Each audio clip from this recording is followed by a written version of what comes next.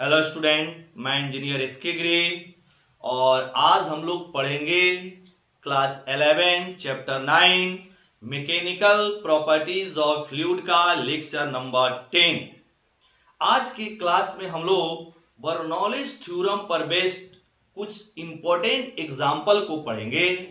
तो जो स्टूडेंट आज का वीडियो देख रहे हैं वह लेक्चर नंबर 9 को जरूर देखें, जिसमें हमने बर्नौलीज थ्योरम के बारे में एक्सप्लेनेशन दिया था। उसके बाद बर्नौलीज थ्योरम के जो प्रूफ है उसको भी हमने एक्सप्लेन किया था। क्लियर?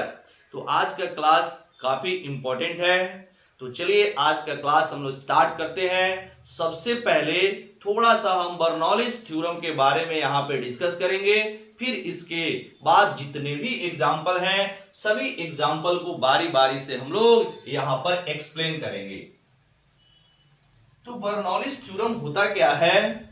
हमने बर्नौलीज थ्योरम के बारे में बताया था कि अगर कोई आइडियल फ्लूइड है और इसकी फ्लो स्ट्रीमलाइन फ्लो है तो इसके किसी भी पॉइंट पर जो pressure energy per unit volume आपका potential energy per unit volume and kinetic energy per unit volume जो होता है वह हमेशा कांस्टेंट होता है। अब इसको लिखते कैसे हैं जरा देखिएगा, यानी pressure energy per unit volume plus potential energy per unit volume plus kinetic energy per unit volume, ये होता है कांस्टेंट। अब देखिएगा, अगर आप फ्लोइंग फ्लूइड की हाइट को फिक्स करें तो ये जो आपका टर्म है ये पूरा फिक्स हो जाता है, यानी कांस्टेंट हो जाता है, क्योंकि किसी फ्लोइंग फ्लूइड के लिए रो और जी का जो मान है वो हमेशा कांस्टेंट रहेगा। और हम लोग यहाँ पर अगर एच को कांस्टेंट रखते हैं तो ये टर्म हो जाता है कांस्टेंट। अब इससे होगा क्या कि जो आपका प्रेशर है, pressure energy per unit volume जो है, या प्रेशर भी बोल सकते हैं, और यहाँ पे kinetic energy per unit volume है, इसकी जो सम है वह कांस्टेंट होगा। अब देखिएगा, इसके जो डेंसिटी होती है फ्लोइंग फ्लूइड की वो तो हमेशा कांस्टेंट रहेगा, यानी कि यहाँ पर प्रेशर और जो फ्लोइंग फ्लूइड की वेलोसिटी है उसमें एक रिलेशन आ रहा है। क्या रिलेशन आ रहा है कि अगर किसी पॉइंट की प्रेशर बढ़ती है तो उसकी वॉल्यूम घटेगी, क्योंकि इनका सम कांस्टेंट रहना है। इनका सम जो क्या है वो कांस्टेंट रहना है। तो अगर एक टर्म को बढ़ाएंगे तो दूसरा टर्म घटेगा, तभी तो जाके वो कांस्टेंट होगा। मतलब किसी पॉइंट की अगर प्रेशर को आप बढ़ाएंगे तो ऑटोमेटिक है उसकी वॉल्यूम क्या होगी, वॉल्यूम बोला है, वेलोसिटी क्या होगी, घटेगी। क्लियर? या फिर दूसरे टर्म में बोल सकते हैं कि अगर आप फ्लोइंग फ्लूइड की प्रेशर को घटाएंगे तो इसकी जो वेलोसिटी है वह बढ़ेगी। क्लियर? अब इसी कंसेप्ट पे हमारे पास कुछ बेस्ट एग्जांपल हैं, चलिए इसको हम लोग एक्सप्लेन करते हैं। सबसे पहला जो एग्जांपल है, आप देखते होंगे आंधी तूफान के दिनों में जो टीन के छत है वह उड़ जाता है। तो यहां पे पहला जो है, टीन रूफ्स ब्लो इन अ स्टॉर्म, इसको एक्सप्लेनेशन हम लोग करते हैं ऐसा क्यों होता है। पहला का, मान लीजिए ये आपका एक ऐसे टीन का एक छत है। अब यहां पर क्या होगा, मान लीजिए अभी आपका स्टॉर्म नहीं आया, आंधी तूफान नहीं है, तो इसमें क्या होता है कि नीचे से एयर का एटमॉस्फेयर लग रहा होगा, यानी कि नीचे से एटमॉस्फेरिक प्रेशर ऊपर की ओर लग रहा होगा घर के अंदर से, और इसके ऊपर से भी एटमॉस्फेरिक प्रेशर लग रहा होगा। क्लियर? अभी दोनों प्रेशर जो है वह सेम है, मतलब यहां पर प्रेशर डिफरेंस नहीं बन रहा होगा और यहां पर नेट फोर्स की वैल्यू 0 होगी। कब? जब आपका स्टॉर्म नहीं आया है तब। अब देखिए, जैसे स्टॉर्म आता है तो इसके ऊपर वाला पार्ट पे जो एयर है, इस एयर की जो वेलोसिटी है वह इंक्रीज कर जाती है। एयर की वेलोसिटी क्या हो गई, इंक्रीज कर गई।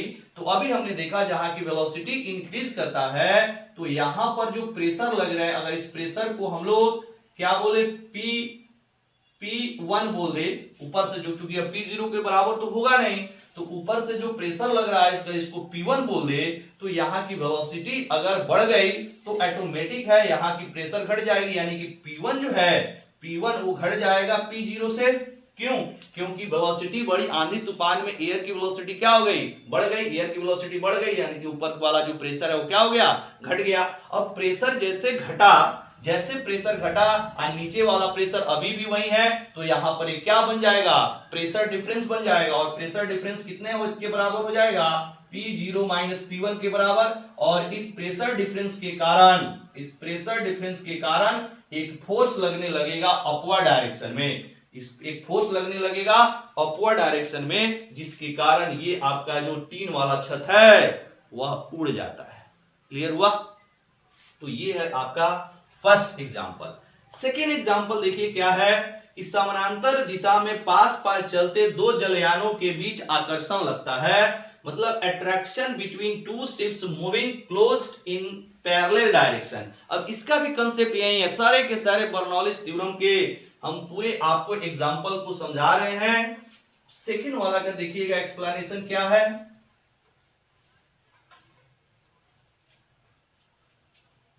सपोज ये आपका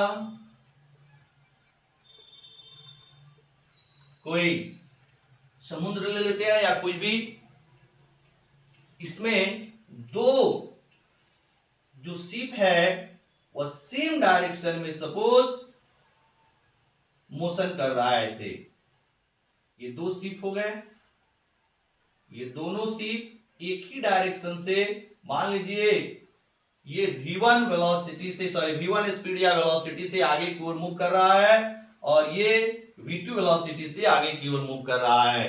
तो क्या होगा, इनके जो दोनों तरफ का वाटर की जो वेलोसिटी होगी, जो इनके जल की जो वेग होगी, वह इसके अपोजिट डायरेक्शन में, इस साइड का बाहर वाले का जो आपका वेलोसिटी होगा जल का, वो इस डायरेक्शन में होगा।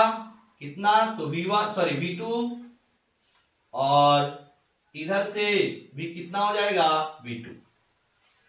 दोनों डायरेक्शन सॉरी दोनों तरफ से आपका जो जल का वेलोसिटी है वो पीछे की ओर v2 स्पीड से पीछे की ओर होगा, और यहां पर भी आपका जो जल होगा इसके लिए इधर हो जाएगा v1 स्पीड से, और इसके ऊपर वाला जो जल होगा वह भी v1 स्पीड से पीछे की ओर होगा।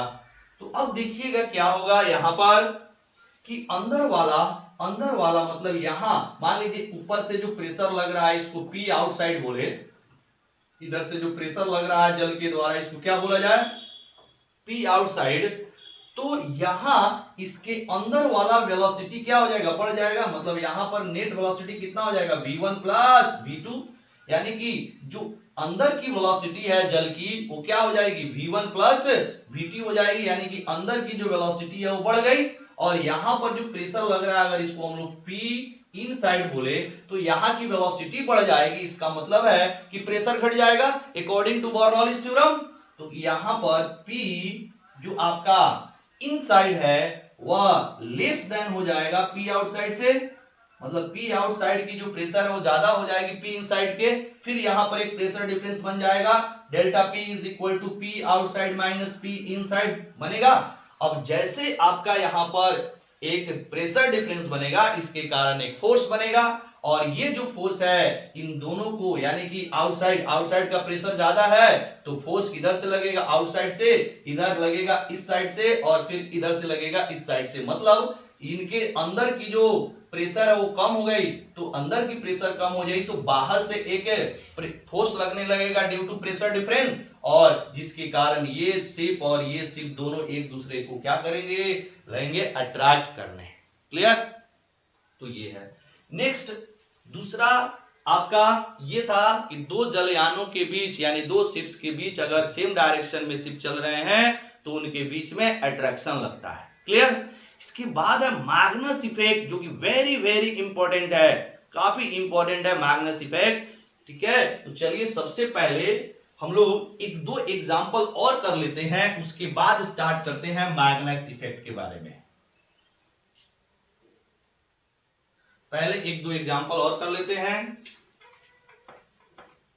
देखेंगे यहां पर, मान लीजिए अगर मैग्नेस इफेक्ट को छोड़ के अगर पहले हम लोग तीसरा यहां पर एग्जांपल देखें, तो कई बार आप देखते होंगे जब रेलवे प्लेटफॉर्म पे आप खड़े होते हैं तो जैसे बगल से आप ट्रेन को गुजरते देखते हैं तो ऐसा लगता है कि ट्रेन की ओर एक फोर्स लग रहा है। जैसे कभी कभी ऐसा होता है, जो भी हम लोग के पेरेंट्स होते हैं क्या बोलते हैं कि ट्रेन पे जैसे ट्रेन की पटरियों पर जैसे ट्रेन आता है तो बोला जाता है कि आप पीछे की ओर रहिए, क्योंकि आप आगे की ओर क्या हो जाएंगे, धकेला जाएंगे, मतलब आप ट्रेन के अंदर चले जाएंगे। ऐसा क्यों होता है, जरा इसको समझेंगे। जैसे मान लीजिए ये आपका एक रेलवे ट्रैक है और आप यहाँ पे प्लेटफॉर्म पे खड़े हैं, तो अभी अभी आप देखेंगे, अभी मान लीजिए अभी ट्रेन नहीं आई हुई है, तो यहाँ पे आप देखेंगे कि सारे तरफ का जो एयर है उसकी वेलोसिटी सेम होगी। तो आपके आगे से यानी कि प्लेटफॉर्म के सामने से बोले या फिर रेल के पटरी से आने वाली जो एयर है उसकी वेलोसिटी और आपके पीछे वाली जो एयर की वेलोसिटी वो सेम होगा। इट मींस अभी आप पर दोनों तरफ से प्रेशर क्या लग रहा होगा, सेम लग रहा होगा। क्लियर, यानी कि इसमें कोई प्रेशर डिफरेंस नहीं बना, प्रेशर डिफरेंस नहीं बना यानी कि कोई फोर्स नहीं लगा। अब जैसे इधर से ट्रेन आई, मान लीजिए इधर से जैसे आपका ट्रेन चली, ट्रेन आ रही है इधर से, ऐसे बना रहे हैं, मान लीजिए ऐसे ट्रेन है, ऐसे समझ आइएगा, दोनों पटरी पे दोनों ऐसे ट्रेन आई। तो जैसे मान लीजिए इधर से ट्रेन आई तो क्या होगा, यहां की जो एयर पार्टिकल्स है वह ट्रेन के वेलोसिटी के साथ आगे की ओर मूव करने लगेगा। मतलब ट्रेन के पटरियों पर जो आपका एयर की वेलोसिटी है वो बढ़ जाएगी। एयर की वेलोसिटी क्या हो गई, बढ़ गई। अब जैसे एयर की वेलोसिटी बढ़ गई, इसका मतलब है इधर का प्रेशर क्या हो जाएगा, कम हो जाएगा। मतलब इस साइड से जो प्रेशर आ रहा है, अगर इसको P बोले तो ये जो P है अब क्या हो गया, इसकी वैल्यू कम हो गई। जैसे वेलोसिटी बढ़ेगा आपका इधर का प्रेशर, जिधर से ट्रैक है उधर का प्रेशर क्या हो जाएगा, कम हो जाएगा। और अभी भी आपके पीछे वाला जो प्रेशर है उतना ही रहेगा, क्योंकि इधर तो एयर की वेलोसिटी जो पहले था वो अभी भी वही रहेगा।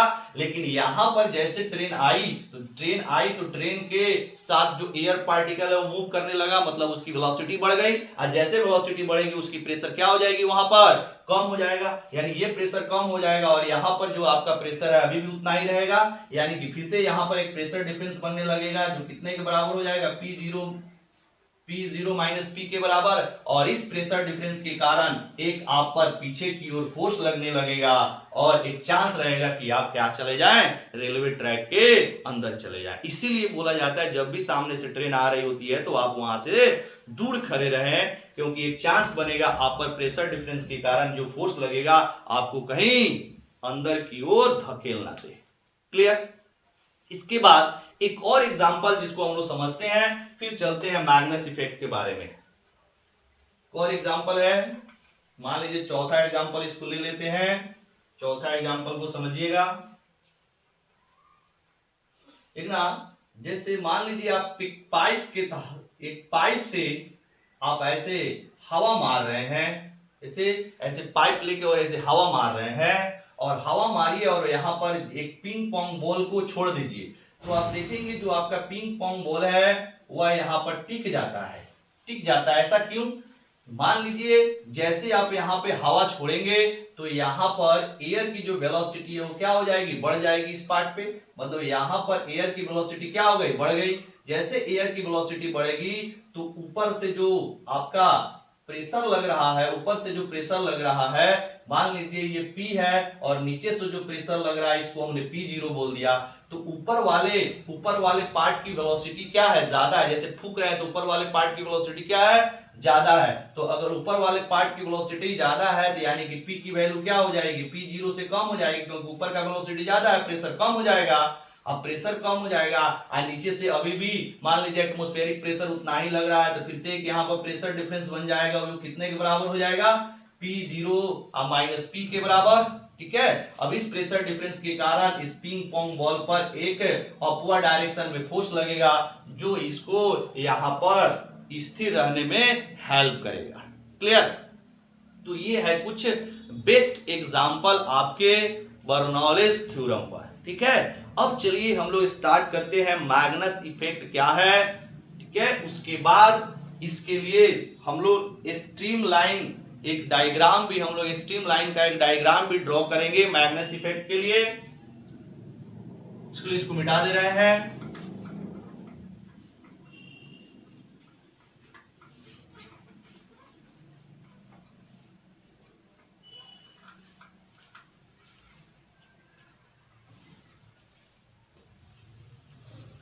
सबसे पहले मैग्नस इफेक्ट को हम लोग डिफाइन करते हैं, मैग्नस इफेक्ट को लिखते हैं। डिफाइन क्या है, कोई टर्म नहीं है जिसको डिफाइन करेंगे, इसको लिखते हैं ये इफेक्ट है क्या। मैग्नस एक साइंटिस्ट थे, इन्हीं के नाम पर ये पड़ा है मैग्नस इफेक्ट। मैग्नस इफेक्ट है क्या, पहले इसको हम लोग लिखते हैं, फिर इसको बारी बारी से समझेंगे। आप लिखते हैं when a ball is thrown in air with a spin, then the ball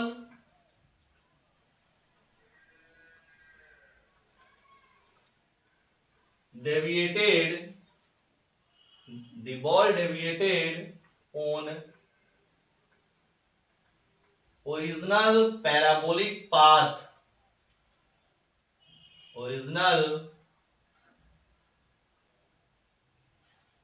parabolic path, this effect is known as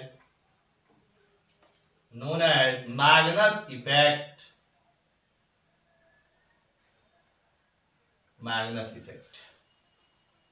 अगर इसकी को हिंदी में लिखना हो तो कैसे लिखेंगे, मैग्नस प्रभाव को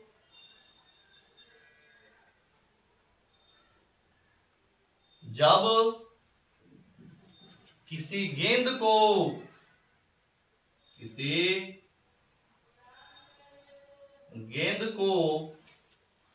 हवा में चक्रण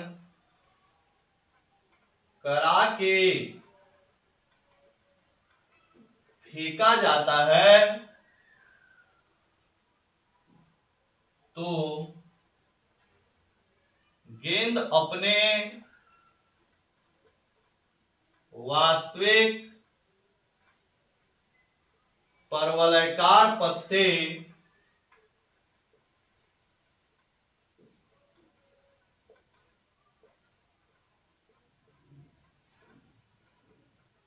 विचलित हो जाती है, परवलयाकार पथ से विचलित हो जाती है। Full stop. इस प्रभाव को मैग्नस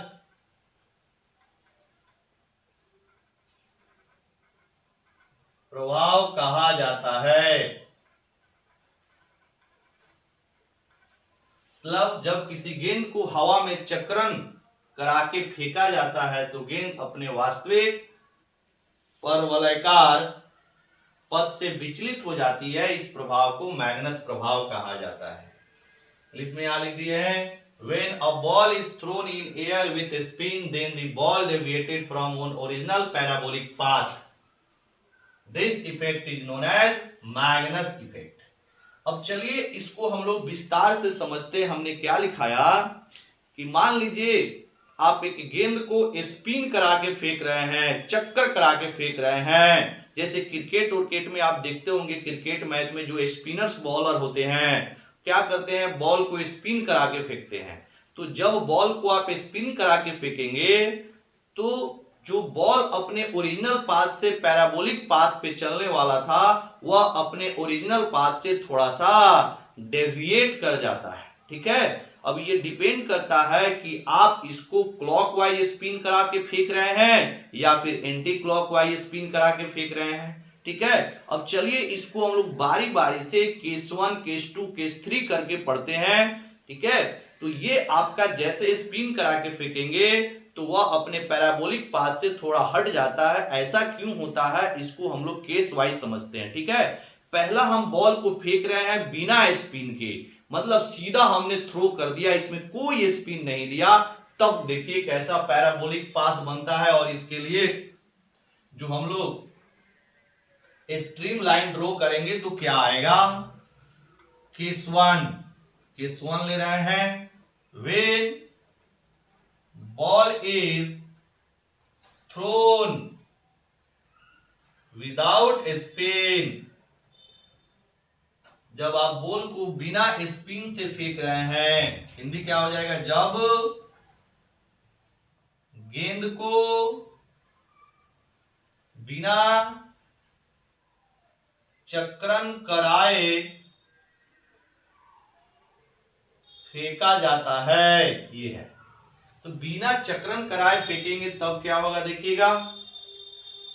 इसे मान लीजिए ये आपका बॉल है, आपने इसको हॉरिजॉन्टल डायरेक्शन में ऐसे फेंका, जैसे आपने बॉल को ऐसे फेंका। अभी इसमें सिर्फ क्या होगा, एक ही वेलोसिटी होगा, ट्रांसलेशनल वेलोसिटी, जो हॉरिजॉन्टल डायरेक्शन में होगा। अब जैसे ये आगे की ओर बढ़ता है गेंद, तो यहां पर जो एयर के मॉलिक्यूल्स हैं वो क्या होंगे, मतलब एयर की जो डायरेक्शन हो जाएगा वो पीछे की ओर होगा। जैसे गेंद आगे जाएगा तो गेंद के रिस्पेक्ट में जो हवा होगा वो किधर होगा, पीछे की ओर। जितना वेलोसिटी से ये आगे की ओर जाएगा उतना ही वेलोसिटी से एयर पीछे की ओर जाएगी। अब ये जो गेंद है कुछ इस तरह का पैराबोलिक पाथ बना के अर्थ सरफेस पे नीचे आ जाएगा। ये है मान लीजिए अर्थ सरफेस, तो ये जो बॉल है ऐसे पाथ बना के नीचे आ गया, मान लीजिए ए पॉइंट पे आ गया, क्योंकि ये सब क्या है, अर्थ सरफेस है, ठीक है। तो इसमें क्या था, अभी बिना किसी स्पिन का ये बॉल फेंका जा रहा है। इसके लिए अगर हम लोग को स्ट्रीम लाइन का डायग्राम बनाना हो तो कैसे बनाएंगे, देखिएगा। मतलब एयर की जो स्पीड है जितना अपवर्ड है उतना ही डाउनवर्ड है, तो कुछ ऐसे डायग्राम बनता है इसका। एयर की जो स्पीड है वह दोनों डायरेक्शन में अपवर्ड और डाउनवर्ड दोनों सेम रहेगा।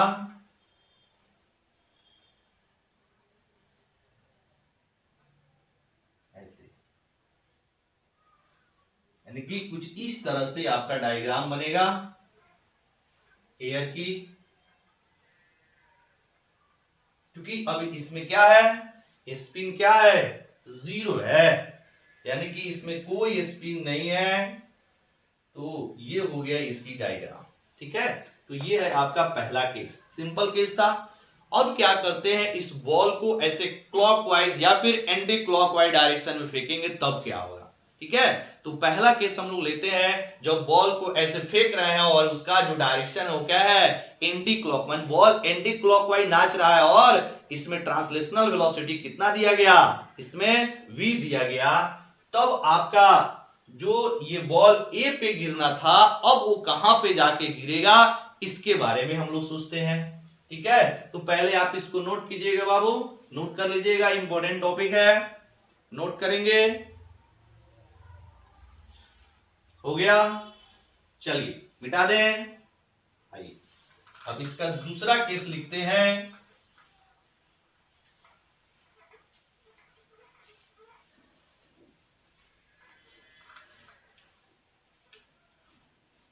Second case, when ball is thrown, when ball is thrown horizontally with anti-clockwise spin, Hindi क्या हो जाएगा, जब गेंद को वामावर्त चक्रण कराकर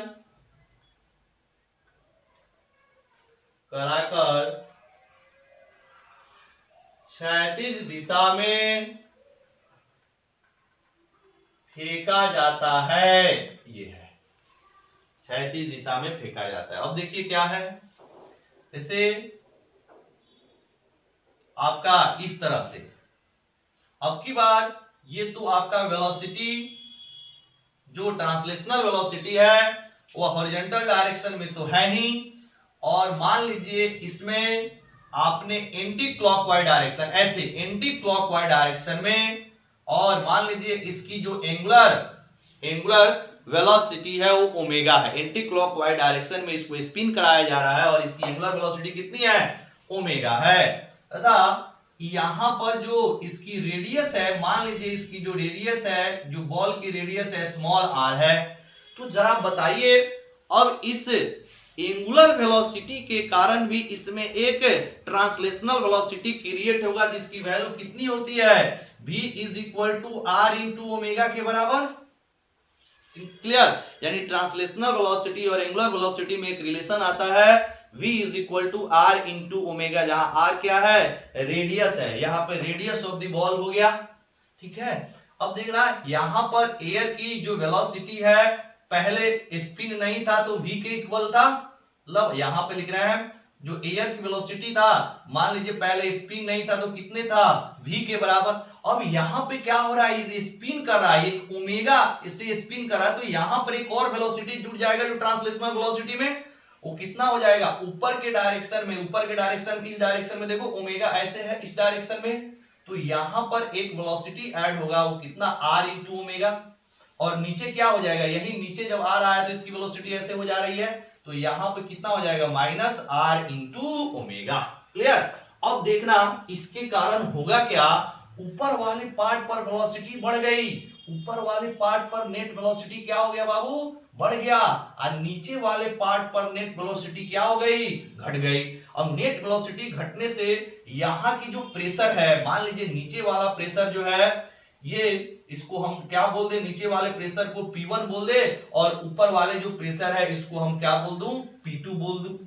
तो P2 जो है, ये वेलोसिटी बढ़ने के कारण P2 जो है वो घट गया, और यहां पे वेलोसिटी घटने के कारण जो P1 है वो बढ़ गया, है कि नहीं। जैसे आप स्पिन करेंगे इसको, और आपका स्पिन कैसा है, एंटी क्लॉकवाइज है, तो यहां पर एंटी क्लॉकवाइज के कारण, ये तो पहले जब आपका एयर का स्पीड तो होगा ही, किसके कारण, जब इसकी हॉरिजॉन्टल वेलोसिटी के कारण आगे बढ़ भी रहा है और यहाँ स्पिन भी कर रहा है, तो ऊपर की वेलोसिटी में एक वेलोसिटी ऐड हो गया, कितना, r इंटू ओमेगा, और नीचे की वेलोसिटी में एक वेलोसिटी घट गया, r इंटू ओमेगा, है कि नहीं।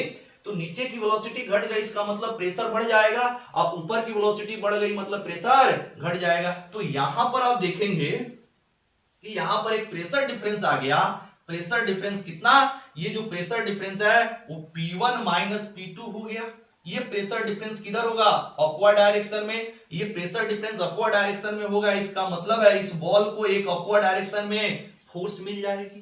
तो ये बॉल जहां पे गिरना था, जो ये बॉल जहां पे गिरना था, अब वहां ना गिर के थोड़ा आगे गिरेगा। क्यों आगे गिरेगा, क्योंकि इसको एक नीचे से अपवर्ड फोर्स मिल रहा है। तो मान लीजिए ये जो बॉल अगर आपका बिना स्पिन का यहां गिरने वाला था, सपोज ये आपका मान लो यहां गिरने वाला था,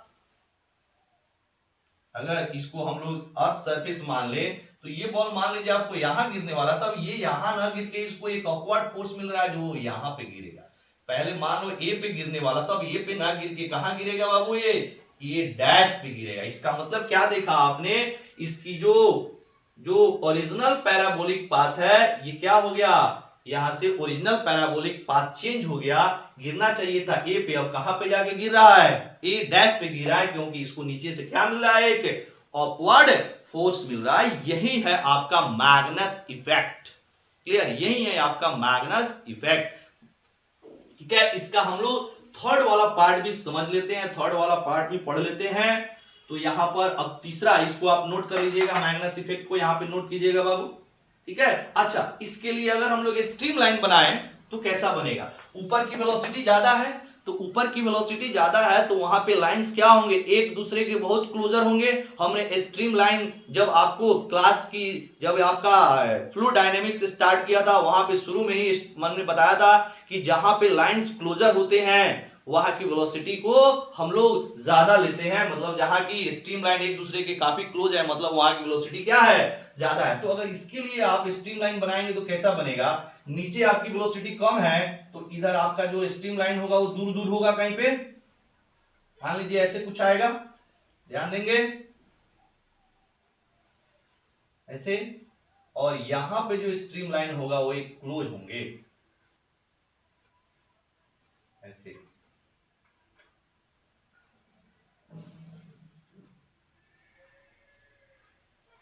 एक सेकेंड,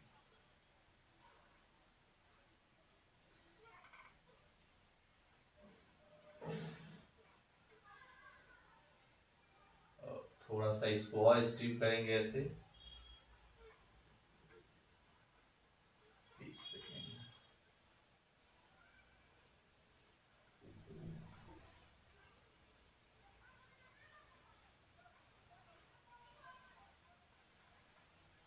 ऐसे कुछ आएंगे। देखिएगा ऊपर वाला पार्ट पे जो आपके स्ट्रीम लाइन है वो एक दूसरे के क्या है, क्लोज क्लोज है, और नीचे वाला क्या है, थोड़ा सा दूर है। मतलब नीचे वाला का अगर नेट वेलोसिटी हम लोग क्या बोले, v1 बोले, ऊपर वाला कितना v2, तो क्या हो जाएगा यहां पर v2 इज ग्रेटर देन, तो कुछ ऐसे स्ट्रीम लाइन का डायग्राम आएगा आपका। ये हो गया किसके लिए, तो केस सेकंड के लिए। अब जरा हम लोग बॉल को हॉरिजॉन्टली फेंका जाए, लेकिन अब की बार एंटी क्लॉकवाइज डायरेक्शन नहीं, अब की बार क्लॉकवाइज डायरेक्शन में फेंका जाए। तो यहां पर जो तीसरा है इसको आप नोट कर लीजिएगा, अब नोट कर लीजिएगा पॉज करके, हो गया। चलिए यहां पे अगर हम लोग तीसरा लिखे, when ball is throne horizontally with clockwise, anti नहीं, अब क्या हो गया यहां पे क्लॉकवाइज स्पिन, यानी कि दक्षिणावर्त चक्रण, हिंदी क्या हो जाएगा, दक्षिणावर्त चक्रण कराकर क्षैतिज में फेंका जाए, तब क्या होगा। डायग्राम को मिटा दे रहे हैं, अब सारे काम उल्टे हो जाएंगे, ठीक है, हटा दूं। चलिए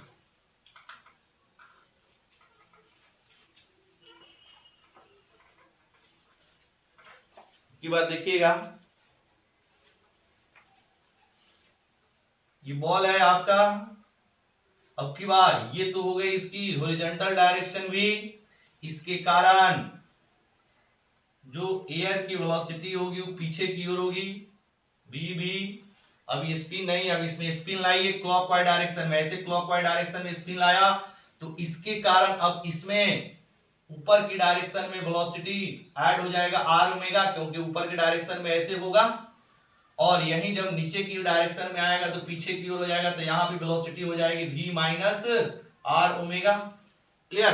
अब आप देखिएगा, अब यहां सॉरी, आई एम सॉरी, उल्टा हो गया, एक सेकेंड, आई एम सॉरी, ये आपका एयर की वेलोसिटी ऐसे है, ठीक है, और ये आपका स्पिन क्लॉकवाइज है, तो आपका इधर एक वेलोसिटी बनेगा और एयर की वेलोसिटी ऐसे है तो माइनस हो जाएगा ना, ठीक है, और यहां पे नीचे की ओर आपका एयर की वेलोसिटी भी आपका लेफ्ट साइड और स्पिन भी आपका लेफ्ट साइड, तो यहां पे प्लस बनेगा, यहां पे एयर की वेलोसिटी लेफ्ट साइड और आपका ये स्पिन है क्लॉकवाइज है तो राइट साइड, तो यहां पे घट जाएगा ना, ये एक आपका इस डायरेक्शन में और स्पिन के कारण राइट डायरेक्शन में, तो वेलोसिटी घट जाएगी। यहां पे जरा ध्यान से समझेंगे, ये आपका क्लॉकवाइज है तो यहां पे आपका जो स्पिन होगा वह राइट वाइज डायरेक्शन में होगा, लेकिन एयर आपका लेफ्ट डायरेक्शन में है तो यहां पे घट जाएगा।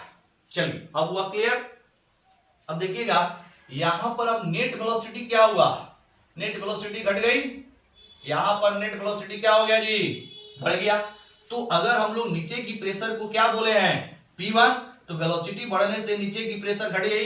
अगर यहां की प्रेशर को P2 बोले, ऊपर वाले की प्रेशर को सॉरी ऊपर वाले प्रेशर को अगर P2 बोला जाए तो यहां पे वेलोसिटी घट गई, इसका मतलब है यहां पे जो आपका प्रेशर है वह बढ़ जाएगा, मतलब नीचे का प्रेशर कम हो गया और ऊपर का प्रेशर ज्यादा हो गया। तो अब यहां पर क्या होगा, एक प्रेशर डिफरेंस बनेगा नीचे की ओर, क्या, क्योंकि ये जो वैल्यू है कम है और ये वैल्यू आपका ज्यादा है, ये डायरेक्शन नहीं है जी, ये हमने एरो साइन दिखाया है, ये डायरेक्शन को शो नहीं कर रहा है, कंफ्यूज नहीं होना है। ऐसा नहीं कि यहाँ पे प्रेशर नीचे की ओर लग रहा है और यहाँ पे प्रेशर ऊपर की ओर लग रहा है, ये नहीं है। हमने इंक्रीज और डिक्रीज को दिखाया है। ये मतलब P1 का मान नीचे घट रहा है, मतलब यहाँ पे वेलोसिटी बढ़ रहा है, इसका मतलब प्रेशर घट रहा है। ये जो एरो साइन है वो डायरेक्शन को शो नहीं कर रहा है। यहाँ पे जो एरो साइन है वो किसको शो कर रहा है जी, यहाँ पर ये एरो साइन इंक्रीजिंग और डिक्रीजिंग को शो कर रहा है। ठीक है, चलिए कंफ्यूज नहीं होना है। यहाँ पर अब आइएगा, एक प्रेशर डिफरेंस बना, क्योंकि P2 ज्यादा है और P1 कम है। ठीक है, तो एक प्रेशर डिफरेंस बना कितना, P2 माइनस P1, ये प्रेशर डिफरेंस बना। और ये जो प्रेशर डिफरेंस है ऊपर से नीचे की ओर लग रहा है, ऐसे बॉल पे किधर से लग रहा है, ऊपर से नीचे की ओर। तो यहां पर आपको एक जो प्रेशर डिफरेंस बना वह ऊपर से नीचे की ओर लग रहा है, जिसके कारण एक फोर्स बनेगा। तो ये जो नेट फोर्स है इसकी डायरेक्शन जो आपका होगा वह डाउनवर्ड डायरेक्शन होगा। ये जो फोर्स होगा, इसकी जो नेट आपका फोर्स होगा वो किसके अंदर होगा, डाउनवर्ड डायरेक्शन में। मतलब बॉल पर एक नेट फोर्स लगेगा, वो किधर, डाउनवर्ड डायरेक्शन में। तो इससे क्या होगा, इससे क्या होगा, जो आपका बॉल आपका कुछ यहां पे आके गिरने चाहिए थे, वह बॉल अब यहां नहीं, डाउनवर्ड डायरेक्शन के कारण ये क्या करेगा, कुछ आपका ये मान लीजिए अर्थ सरफेस है, तो अब बॉल जो यहां पर ए पॉइंट पे गिरने चाहिए था, अब कहां पे गिरेंगे, ए डैश पे गिरेंगे। ये थोड़ा सा पहले गिरेगा, इसलिए पहले गिरेगा क्योंकि ऊपर से एक डाउनवर्ड डायरेक्शन में नेट फोर्स एक्ट करने लग रहा है due to pressure difference. Clear. अब ये प्रेशर डिफरेंस आया कहां से, तो इस बॉल के स्पिन के कारण, इस बॉल के स्पिन के कारण अगर क्लॉकवाइज डायरेक्शन में स्पिन हो रहा है तो ऊपर वाले जो एयर की वेलोसिटी है वह घट जाएगी, v माइनस आर ओमेगा हो जाएगा, और नीचे वाले जो एयर की वेलोसिटी वो v प्लस आर ओमेगा हो जाएगा, बढ़ जाएगी। अब नीचे वाला प्रेशर, सॉरी नीचे वाला आपका वेलोसिटी बढ़ गई, इसका मतलब प्रेशर नीचे का घट गया। अब ऊपर की वेलोसिटी घट गई, इसका मतलब ऊपर से प्रेशर बढ़ गया। तो ऊपर से प्रेशर बढ़ गया, एक प्रेशर डिफरेंस बना जो किधर है, इसके लिए जो फोर्स होगा वो डाउनवर्ड डायरेक्शन में होगा। तो जहां पे बॉल गिरना चाहिए, अब एक ऊपर से एक एक्स्ट्रा आपका फोर्स लगने लगा, तो जहां पे गिरना चाहिए उससे पहले ही गिर जाएगा। मतलब स्पिन करा के जब फेंकते हैं तो जो आपका बॉल है अपने पैराबोलिक पाथ, जो इसकी ओरिजिनल पैराबोलिक पाथ है उससे वो डेविएट कर जाता है, उसकी पैराबोलिक पाथ चेंज कर जाता है। और डिपेंड करता है आपने उसको क्लॉकवाइज डायरेक्शन में फेंका है कि एंटी क्लॉकवाइज डायरेक्शन में फेंका है। ठीक है, अब इसके लिए अगर हम लोग इसका स्ट्रीम लाइन डायग्राम खींचे तो कैसे बनेगा, नीचे वाला आपका स्पीड क्या है, बढ़ा हुआ है, इसका मतलब है कि जो नीचे वाला लाइंस है वो क्या होंगे, एक दूसरे के क्लोजर होंगे। नीचे वाला जो लाइन है वो एक दूसरे के क्या होंगे, क्लोजर होंगे। और ऊपर वाली जो लाइन है वो एक दूसरे से क्या होंगे, दूर होंगे। ऐसे कुछ आएगा। ठीक है, यहां पर